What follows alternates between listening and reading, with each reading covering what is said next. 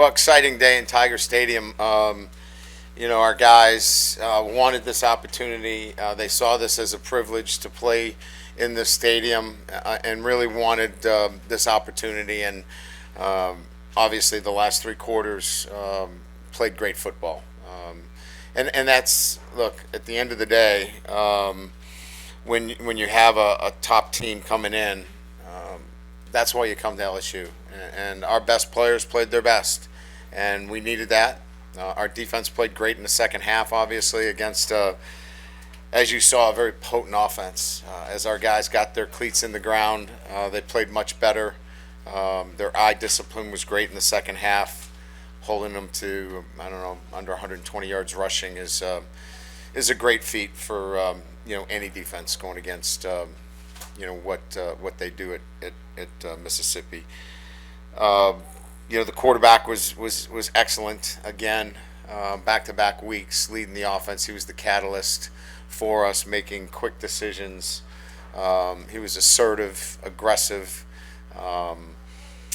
ran the ball. The offensive line was outstanding, as you know, really put the game away at the end. And we got stronger. I mean, we exerted our will against our opponent, which is part of what we're building here, is that we want a dominant mindset amongst our group that, come the second half, we want to be able to run the ball effectively and control our opponent and move him against his will, and I thought we did that. So, great victory. Excited for our guys. We got some time off, which we need, and we'll get a chance to get on the road recruiting and get ready for our next opponent and give these guys a little time off. So with that, we'll open up the questions.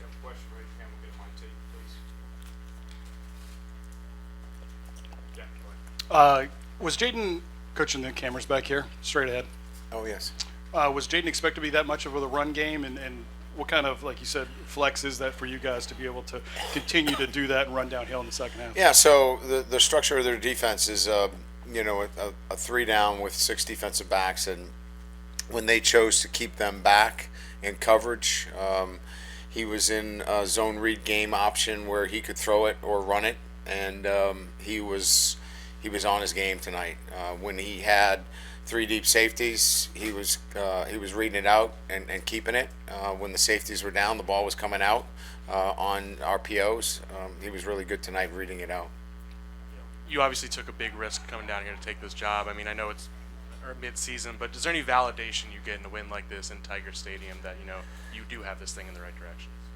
No. I think that's probably the furthest thing from my mind. I'm so excited for our players. I used this analogy before. They jumped in 100% with a whole new way of doing things for me, and I'm just so pleased that they're seeing positive results because of it.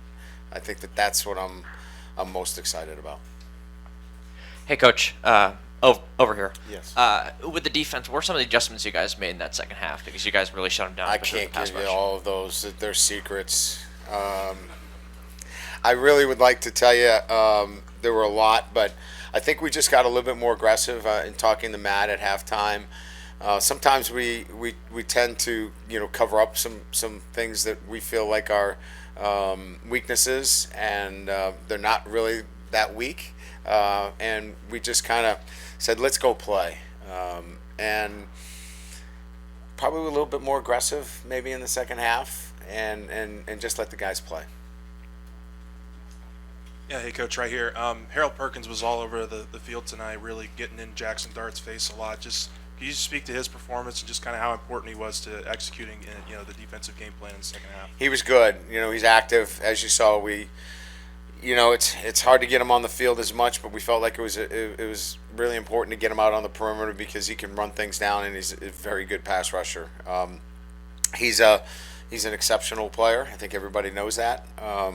But within our structure, some guys lose some playing time because of it, and some really good players lose some playing time. He's a really good player, and he impacts our defense, no doubt.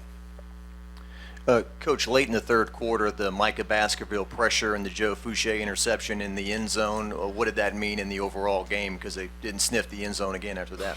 Yeah, the momentum really shifted there. You know, the interception was probably the biggest play because they were threatening to score in that situation. And we felt like, okay, that was the first time where we got any extension in the game from them because it was score, score, score. That was probably the one big play in the game that gave us the ability to obviously pull away a little bit from them. So that was a huge play. And, the pressure obviously had a lot to do with that. So the pressure, he puts it up, and we were able to get the big interception. Hey, Brian, it looked like you gave Jaden a hug after the game, like right before the end. I'm a big hugger. You know that. I guess just why? And what sort of have you seen from him the last couple of weeks? This was a big game in a lot of ways because it was this needed to be that, we're reaching that level of consistency of performance, and I think we both knew that if he was able to solidify another performance of similar quality, that we were off and running. And so I think we both looked at each other and said, all right, let's go.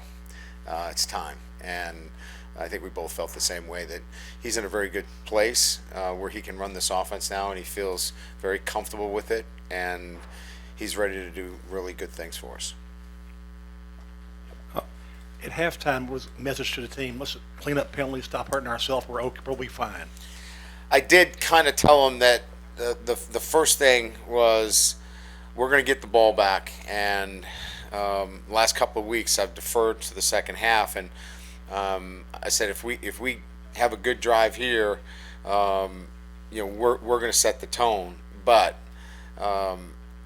we got to clean up a couple things, and we can't keep shooting ourselves in the foot. We're in a good position here. We put ourselves back in it. Let's clean some of those things up, and that's kind of exactly what I talked about. Brian, over here. Your team this season now has bounced back from 2 losses, got down by 14 today, again showed resilience. To what do you attribute this team's ability to continually get off the mat? Well, I knew the DNA in the team from the very beginning. You go back all the way to Florida State where we were down, and we fought all the way back in that game, and obviously we didn't execute an extra point, but that team was poised to win that game. So I kind of knew what we were about, in that very first game that we played, and it's been who they are from the very, very first time that I stepped on this campus with this team, is that they had fight in them. Now, all the other things, consistency, execution, doing the little things on a day-to-day basis, that's coming. And I've said this on a number of occasions. We can't just rely on just being great fighters, and we're not anymore. We're executing at a high level. We're exerting our will. Our best players are now starting to play their best football, and they're playing, quite frankly, with a lot of confidence right now, and that's a pretty good thing. Coach, why do you think the last 2 weeks have happened, kind of big picture? A couple of weeks ago we were here and it wasn't good, and since then you've completely turned it around.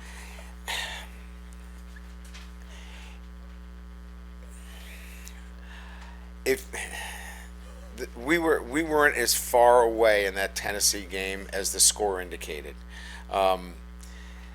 Look, I went for a lot of fourth down situations that exacerbated the score. That could have been, let's keep it close, and everybody were like, wow, they played them tough. We didn't play the game to keep it close. We played it to win it. But we didn't play very well that day. Tennessee was the better football team that day. But when we went through it again and we watched the tape and we looked at it, we felt like we were a better football team. So I know perceptually we got lit up, and rightly so. We were poor that day. I coached poorly that day, and we deserved everything that we got. But when we looked at it internally, we didn't think that we were far off, and I think we're starting to prove that. Coach, talk about the offensive line. The defensive line before the season had all the press, and how dominant they were going to be. and the offensive line was a question, and yet they've had to have, what, 6 different starting offensive lines? Yes. And they are just looking so impressive with even the young talent that you have. You know, 2 talk true about freshmen Brad at Davis's tackle. job. Yeah, Brad's doing an incredible job. It's been a revolving cycle of players in and out of the lineup. The 2 freshmen have been outstanding for us. I just can't say enough about the resiliency and the toughness and the mindset.